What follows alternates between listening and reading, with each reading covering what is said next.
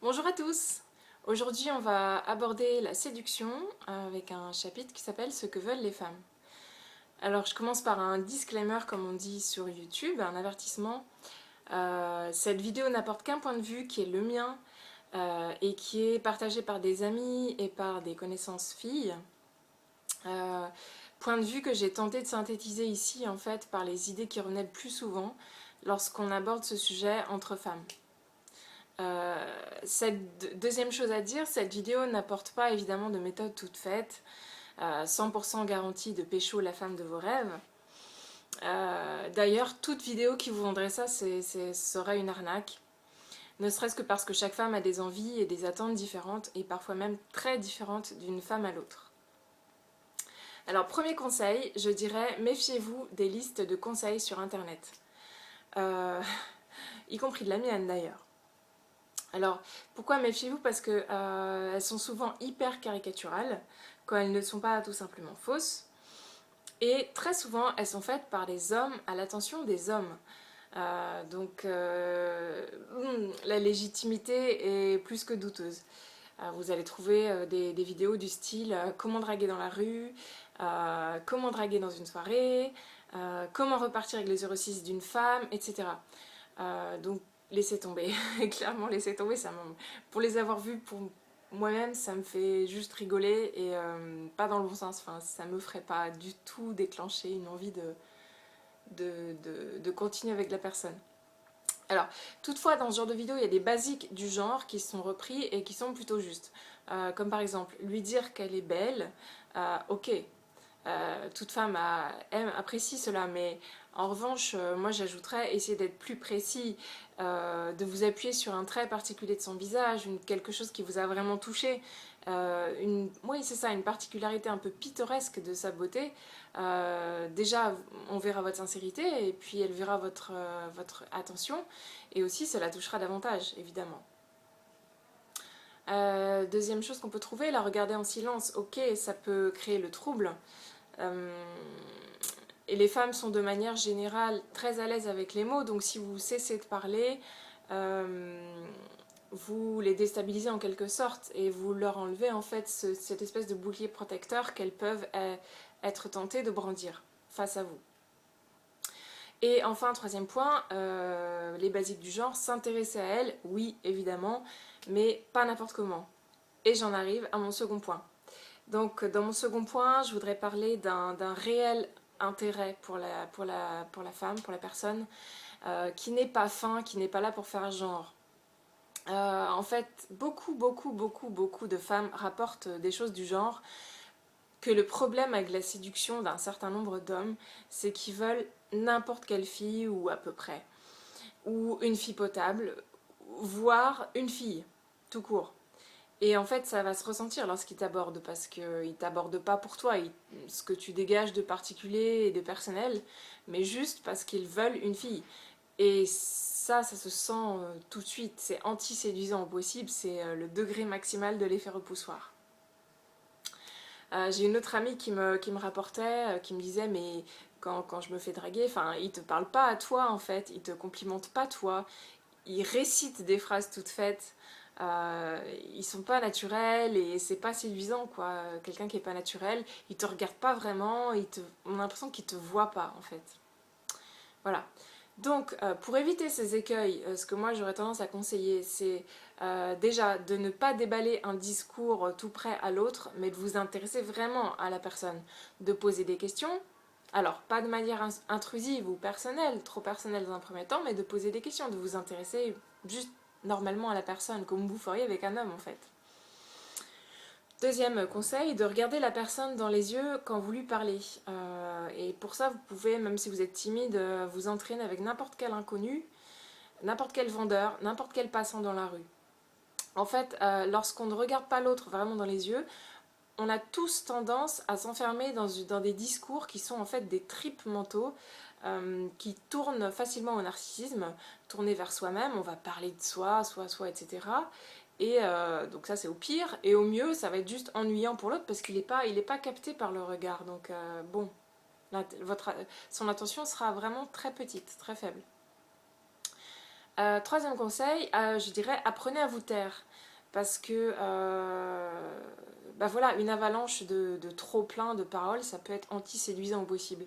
En fait, les hommes séduisants savent parler d'eux, mais ils savent aussi et surtout faire parler les autres en posant les bonnes questions. Ce qui sous-entend de savoir écouter en manifestant une vraie empathie pour l'autre. En fait, si vous n'écoutez pas sincèrement une femme, elle le voit, mais vraiment à 100%. Donc, si elle le voit, vous êtes vraiment mal barré pour la séduire, et vous êtes mal barré pour la suite des événements, qui d'ailleurs n'aura pas lieu. Voilà. Alors, troisième point, je passe très rapidement dessus, donc c'est évidemment ne pas insister comme un relou. C'est une telle évidence. Je pense que tout le monde est au courant de l'hyper anti-productivité de cette méthode. Mais voilà, donc ne pas insister comme un relou, mais aussi ne pas être dans l'excès en fait, ne pas être dans l'insistance. Mais il ne faut pas abuser non plus de l'humour. On dit souvent femme qui rit, femme à moitié dans son lit. Moi j'aurais plutôt tendance à dire femme qui rit, par expérience, sera surtout une amie. Voilà, donc ne pas abuser de l'humour, ne pas abuser non plus du romantisme forcené, style comédie romantique, ou qui serait forcé, qui serait pas vous, ou voilà. En fait, pour résumer, je dirais ne pas abuser de discours ou d'attitudes qui ne sont pas les vôtres. J'en arrive à mon quatrième point qui me paraît essentiel, être naturel, être soi-même. Alors qu'est-ce que ça veut dire? Ça veut dire ne pas chercher à jouer le rôle d'un super soi, d'un super homme, d'un super drôle, d'un super confiant, d'un super qui gère. Le rôle, tout ce qui est rôle, est immédiatement détecté par les antennes féminines. Vous perdez votre temps. Donc, il s'agit en fait d'avoir une vraie conversation, juste une vraie conversation, pas fake, pas faite juste pour l'hameçonner. Donc parlez de choses qui vous intéressent vraiment. Ne jouez pas au mec parfait, c'est-à-dire au mec que vous croyez que la femme trouve parfait en plus. Donc voilà, le secret pour séduire, c'est être naturel, être soi-même sans avoir de plan ou de stratégie. Les femmes ont une sorte de détecteur d'énergie un peu instinctif. Elles sentent si ce que vous faites est un peu forcé ou naturel. Donc autant ne même pas essayer de ne pas être naturel. Voilà, ne projetez pas une image de vous qui n'est pas vous. Alors, cinquième point qui est un peu lié au précédent, je dirais lâcher prise quant au résultat.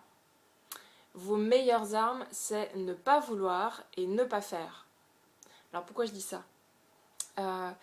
Certes, on a besoin de sentir l'intérêt de l'homme quand on est une femme, mais il faut qu'on sente un certain détachement sur le résultat. Il faut que vous soyez détendu avec la recherche de résultats à tout prix.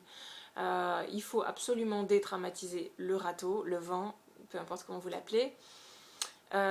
Pourquoi? Parce que les compatibilités entre un homme et une femme sont infimes à l'échelle de la population. S'il y a râteau, c'est très clairement que ça n'aurait de toute façon pas marché et que c'est juste pas trop la bonne personne pour vous et que vous-même vous n'auriez pas non plus aimé cette personne au final. La vie est bien faite, on finit par rencontrer qui on doit rencontrer. Et là ça marche, bizarrement. Donc voilà, ne pas avoir de plan, pas de plan, c'est 1000 fois meilleur qu'avoir un plan. Le secret, c'est de pas non plus vouloir séduire à tout prix. Les femmes ont un sixième sens qui détecte les stratégies à des années-lumière, même les plus subtiles, même si l'homme se sent très rusé ou très fin. Et pourquoi je dis ça aussi, ne pas vouloir séduire? Parce que quand on veut trop obtenir quelque chose, il se crée en nous une tension. Une tension parce qu'on est fixé sur l'objectif, sur les efforts à fournir pour atteindre l'objectif. Et cette tension qui est en nous, en fait, elle annihile, elle supprime le naturel et ça se sent de l'extérieur. Donc, soyez nonchalant plutôt qu'appliqué et surmotivé. Voilà, donc se détacher de son but, ça veut dire ne pas parler que d'elle, ou ne pas parler que de vous non plus pour qu'elle pense ceci ou cela, ne pas essayer de convaincre, ne pas essayer d'avoir son numéro spécialement. Dans l'idéal, n'essayez même pas de plaire. Essayez de vous amuser, essayez d'aborder la personne pour parler de vraies choses qui vous intéressent et surtout de rester vous-même avec votre caractère. Si vous n'êtes pas quelqu'un de l'humour, n'en faites pas. Beaucoup de femmes aiment les hommes qui sont sobres, qui sont calmes, qui sont intériorisés, qui sont fragiles aussi.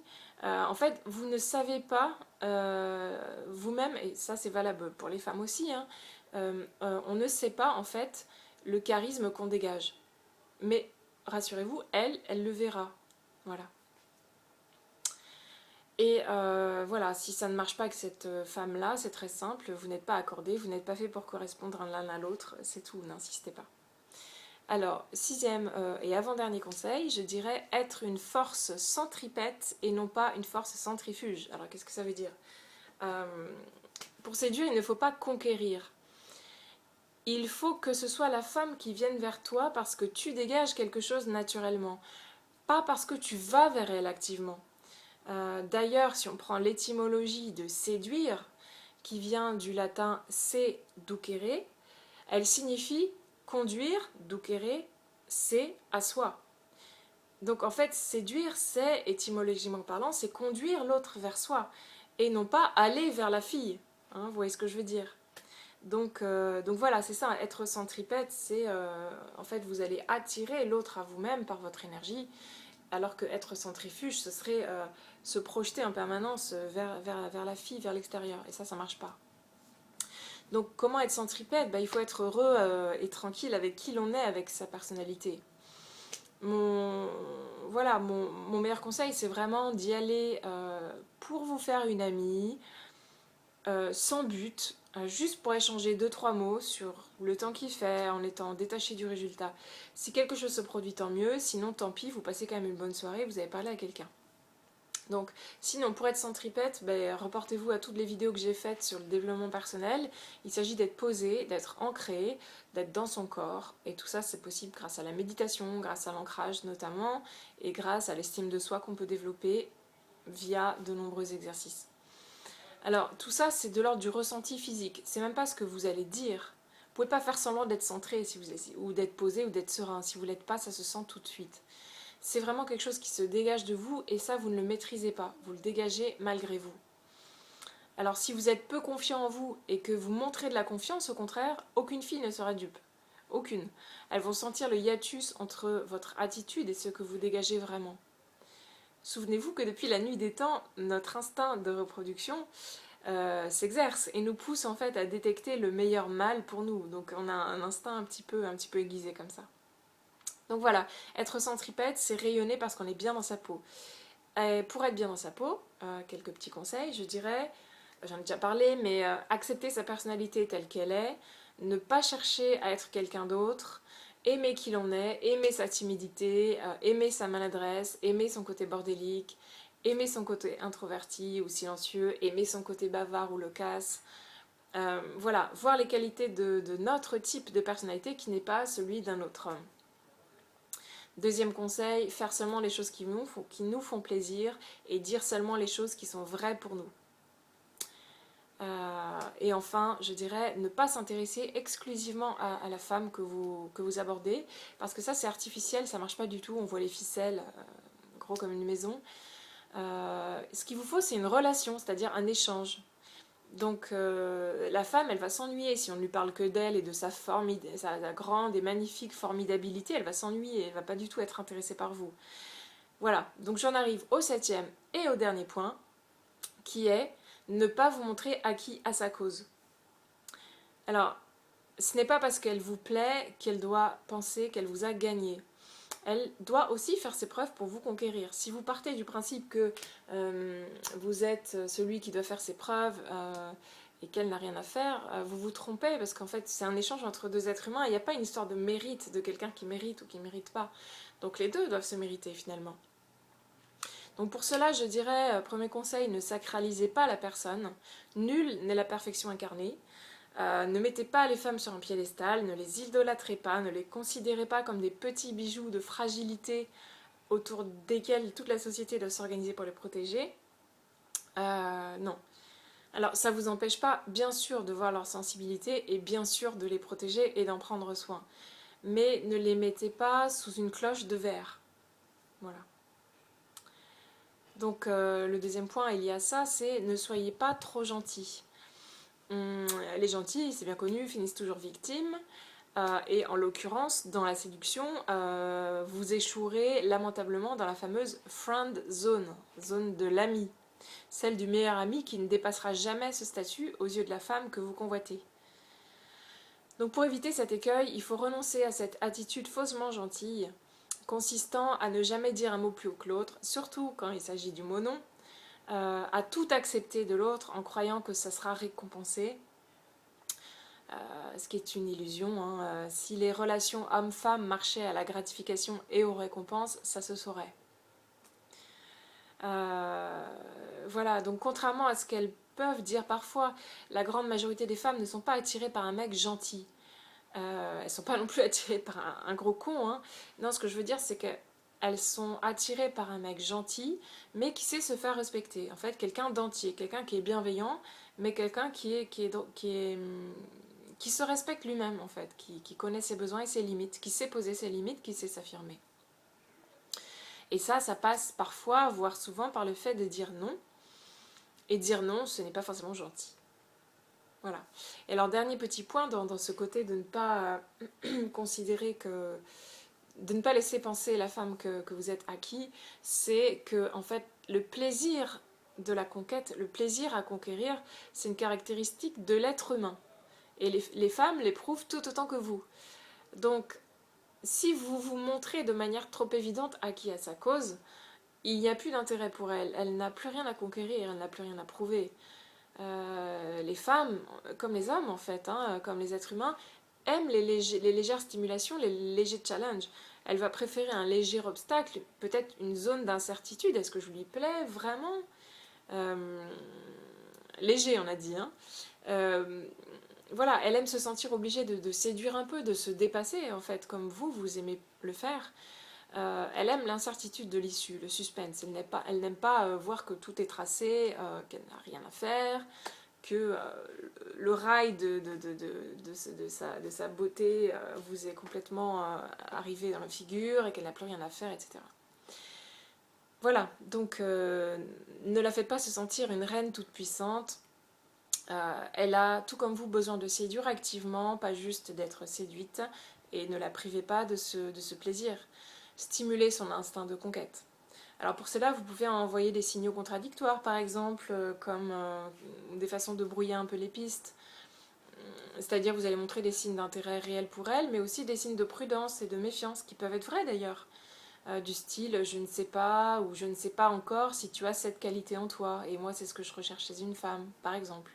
Mais bon, il y a des tas d'exemples, je vous laisse réfléchir à tout ça. Et voilà, il faut surtout que ça vienne de vous et que ça vienne de la situation qui vous est proposée dans la rue, face à cette personne, dans une soirée, lors d'une activité, etc. Voilà. Bah, écoutez, je serais très heureuse d'avoir vos avis en bas. Hein. Je répète que c'est vraiment un point de vue sur ce que veulent les femmes et non pas le point de vue universel censé faire dogme chez toute la gente féminine. Non. Donc n'hésitez pas, soit en tant que femme, soit en tant qu'homme, à faire part de vos expériences sur le sujet. Voilà. En attendant, je vous souhaite une très bonne journée, prenez grand soin de vous-même et à bientôt pour une prochaine vidéo. Bye bye.